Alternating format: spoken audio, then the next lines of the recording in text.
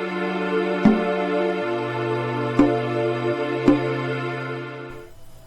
Assalamualaikum warahmatullahi wabarakatuh. Waalaikumsalam warahmatullahi wabarakatuh. Selamat pagi anak-anak. Pagi Bu Guru. Bagaimana kabar kalian hari ini? Alhamdulillah baik. Oke, udah sarapan belum? Sudah. Oke, biasakan untuk sebelum berangkat ke sekolah itu sarapan dulu ya, agar pada saat menerima pelajaran otak kalian tidak kosong dan mampu berpikir dengan baik. Oke? Oke, sebelum mulai pembelajaran, alangkah baiknya kita berdoa dulu. Silahkan ketua kelas Fikri pimpin teman-temannya. Teman-teman, sebelum memulai pembelajaran hari ini, marilah kita berdoa. Berdoa mulai. Berdoa selesai. Oke, sebelum mulai pembelajaran, Ibu akan mengecek kehadiran kalian dulu ya. Mardian Fikri, Hadir. oke, Ayu Lydia, Hadir.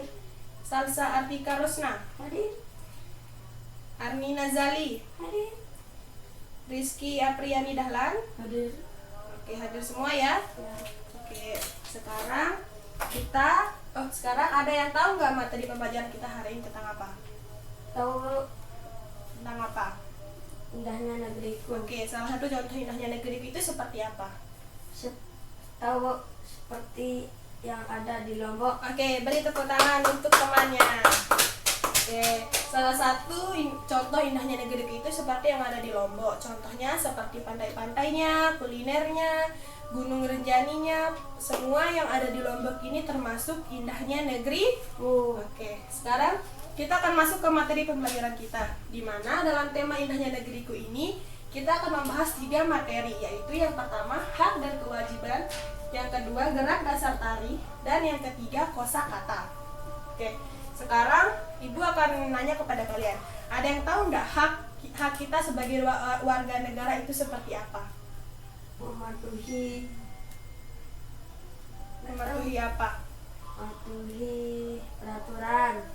Oke, sekarang Ibu akan jelaskan hak kita sebagai warga negara itu yaitu kuasa untuk melakukan sesuatu yang mestinya kita terima, atau bisa dikatakan sebagai sesuatu yang biasa kita lakukan dan orang lain tidak boleh merampasnya, entah secara paksa ataupun tidak. Oke, yang kedua, sekarang kita akan membahas tentang kewajiban. Ada yang tahu kewajiban kita sebagai warga negara itu apa? Tahu Bu? Apa? Nggak tahu? Nggak belajar semalam? Ya. Oke, Ibu akan jelasin. Kewajiban kita sebagai warga negara itu yaitu suatu hal yang harus kita lakukan untuk mendapatkan hak dan wewenang kita sebagai warga negara. Oke, sekarang kita akan membahas tentang hak dan kewajiban di lingkungan keluarga, lingkungan masyarakat, dan lingkungan sekolah. Sebelumnya, Ibu akan membagikan kalian teks tentang hak dan kewajiban sebagai warga negara di lingkungan keluarga, masyarakat, dan sekolah.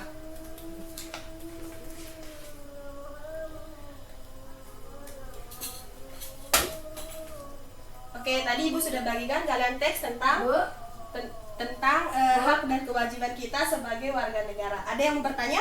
Saya Bu. Oke, silahkan Fikri. Bu, apa hak dan kewajiban kita di lingkungan masyarakat? Oke, hak yang pertama itu hak kita sebagai warga negara di lingkungan masyarakat itu yaitu kita mampu mengeluarkan pendapat kita, dan kewajiban kita sebagai warga negara di lingkungan masyarakat itu yaitu seperti membantu gotong royong dan lain-lain. Itu salah satu contoh kewajiban kita di lingkungan masyarakat. Oke, sekarang Ibu akan jelaskan kalian hak dan kewajiban kita di lingkungan keluarga, di mana di dalam tabel ini telah dijelaskan hak kita di lingkungan keluarga itu yaitu hak untuk mendapatkan kasih sayang orang tua. Oke. Kewajiban kita yaitu untuk taat peraturan rumah, segala peraturan yang telah dibuat di rumah kita harus taati dan patuh pada orang tua. Oke, yang kedua yaitu hak dan kewajiban di lingkungan sekolah. Ada yang tahu nggak hak dan kewajiban kita di lingkungan sekolah itu seperti apa? Mematuhi guru. Ya, terus? Belajar. Oke, itu salah satunya ya. Hak kita di lingkungan sekolah itu yaitu kita berhak mendapatkan kita berhak mendapatkan pelajaran dari guru, dan kewajiban kita di lingkungan sekolah itu yaitu kita mematuhi peraturan sekolah yang telah ditetapkan oleh sekolah tersebut. Oke? Ya. Tadi Ibu sudah menjelaskan kalian tentang hak dan kewajiban. Sekarang Ibu akan memberikan kalian tugas, yaitu kalian sebutkan minimal 5 contoh hak dan kewajiban kalian sebagai warga negara. Ibu kasih waktu kalian 15 menit untuk mengerjakan, oke? Iya, Bu. Oke, silakan, selamat mengerjakan.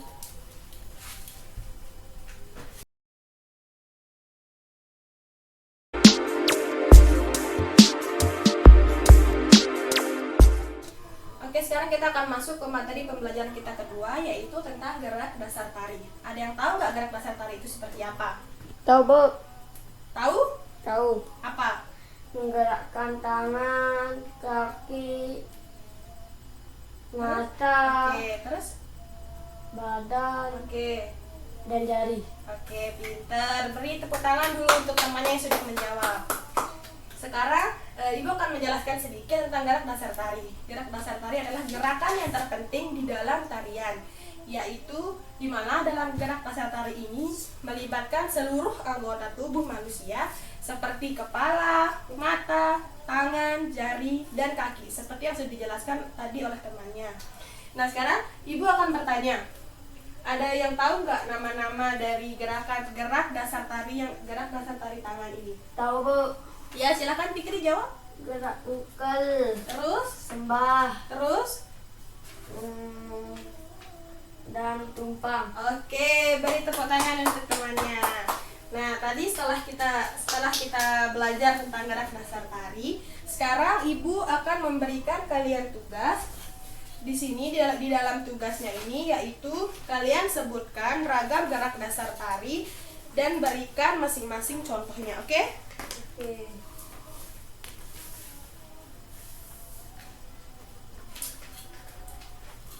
Oke, tadi Ibu sudah memberikan kalian lembar tugas kalian, dan kalian waktu mengerjakannya itu yaitu 15 menit. Silahkan dimulai dari sekarang. Ya. Oke.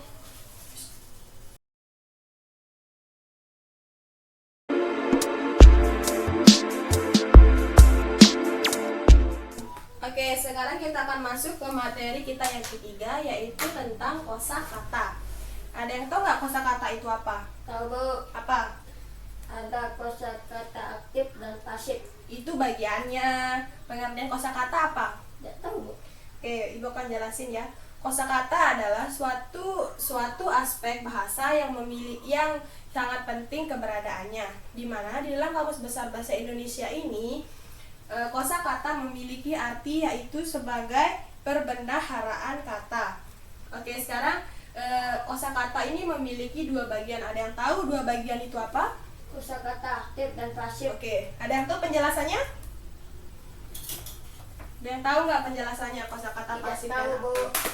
Oke, Ibu akan menjelaskan kalian tentang kosakata aktif.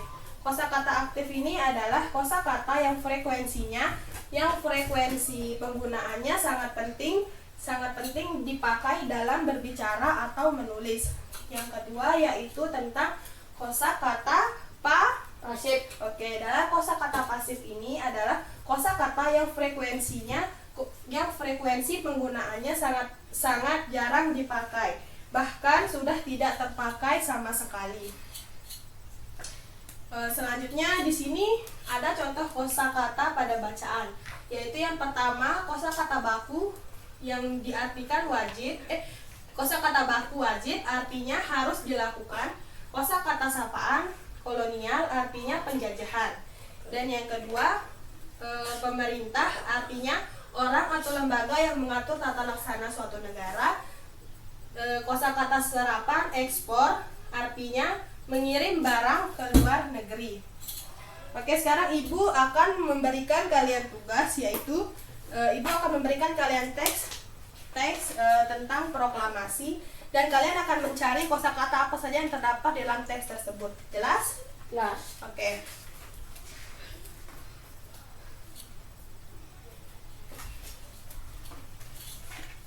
Oke, tadi Ibu sudah memberikan kalian teks tentang proklamasi. Dan waktu kalian mengerjakan yaitu 15 menit. Ibu tunggu ya. Selamat mengerjakan. Oke, sebelum Ibu akhiri pembelajaran kita hari ini, apakah ada yang ingin bertanya? Tidak ada, Bu. Gak ada, udah jelas semua? Ya. Udah ngerti? Ya. Oke. Allah. Sebelum kita pulang, ketua kelas silahkan pimpin doa dulu teman-temannya. Sebelum kita pulang, marilah kita berdoa. Berdoa mulai. Berdoa selesai. Oke, terima kasih anak-anak. Sampai bertemu minggu depan. Assalamualaikum warahmatullahi wabarakatuh. Waalaikumsalam Selamat siang. wabarakatuh. Siang.